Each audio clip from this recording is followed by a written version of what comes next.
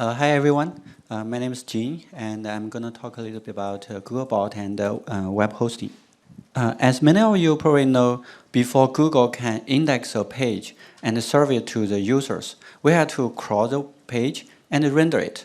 This is done by a system known as Googlebot. Googlebot does a lot of things. For example, we follow outlinks and discover new content. We predict duplicate content behind different URLs so we can save crawl bandwidth. We also recrawl URLs to keep our index fresh. But for today, I'm going to focus on some specific things.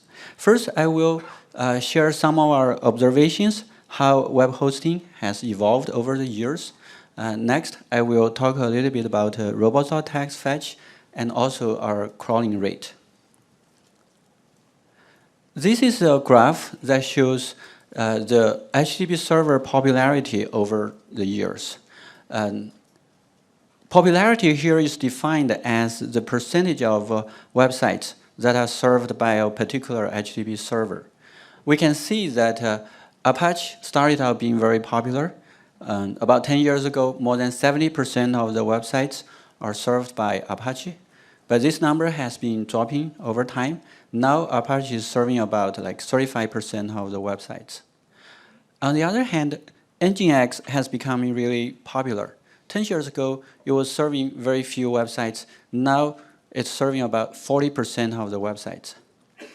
Microsoft IaaS started about 22% of the sites. Now the number is about 15%.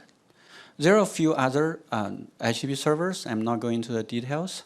I should note that this kind of data is actually externally available. There are sources of data externally you can find about HTTP server market share or something.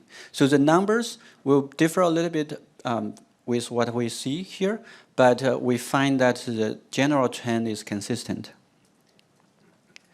This graph shows from Google point of view what's like relative traffic between HTTP and HTTPS.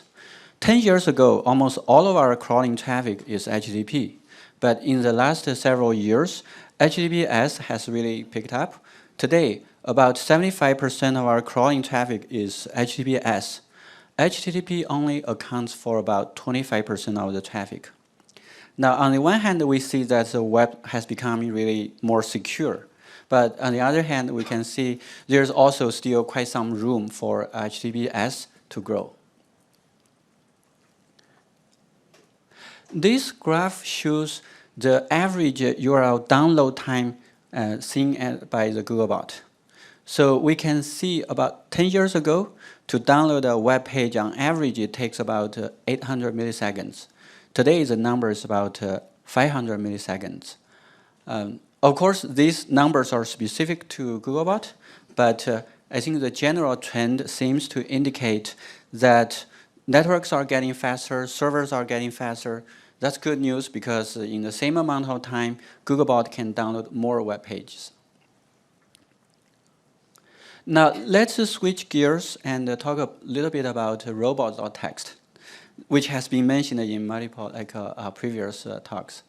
So many of you probably know that robots.txt is a way for webmasters to specify access to their site. Here you see an example robots.txt snippet. This one actually shows what URLs Googlebot can crawl from this site and what URLs we are not allowed to crawl. Although robots.txt has been used in industry for more than 25 years, there has never been really a standard for it.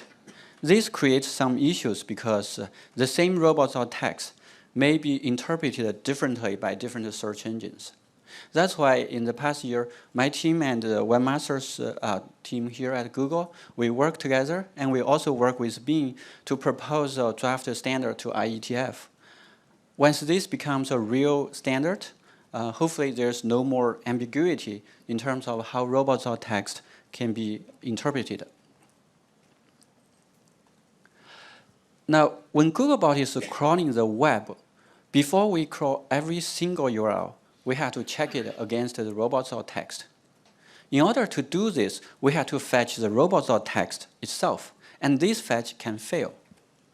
When we try to fetch a robots.txt, if we get 200 OK, that's great, because we have the robots.txt, we know how to check if a URL is allowed. If we get a 404 not found, that's also good, because it means there is no restriction about crawling the URLs on that site. Sometimes a web server will be temporarily overloaded and they return like 5xx responses. That's fine as long as this is a transient response, because we will retry the fetch later. But if the website starts returning 5xx every single time, or for some other reasons we cannot fetch the robots.txt at all, then it becomes more serious, because we don't know the robots.txt, we don't have it, so we don't know whether a URL is allowed or not. So to be safe, we don't crawl any URL from the website. This graph shows the distribution of robots.txt fetch status on a typical day. We can see about 69% of the time we get either 200 OK or 404 not found. This is great. About 5% of the time we got 5xx. This is fine as long as it's transient. For 26% of the time, we get some other kind of errors. This could be that the site is just down, or sometimes a website will time out when we try to download the robots.txt, or they just close the connection before sending anything back. So these are bad. So if the website is already returning 200 OK or 404, that's good. If it's a 5xx, we recommend that you only return this temporarily when the server is overloaded. For the other cases, we recommend that the webmaster either create a robots.txt if you want to control access to different parts of your site, or just return 404. Right? This will make the life of a crawler much simpler. So lastly, let's talk a little bit about Google's crawling rate. When Googlebot is crawling the internet, we try very hard not to overload your server. That's why we maintain a crawl rate to every website out there. And we have sophisticated ways to adjust our crawl rate in order to meet both the internal demand and also the server's capacity needs. But our crawl rate is not perfect, right? And the notion of being overloaded can be different for different websites. That's why in our Search Console, there is a tool called a customer rate tool. You can go there and set a crawl rate. That will limit how fast we can crawl. There is actually a webmaster article explaining how you can do this.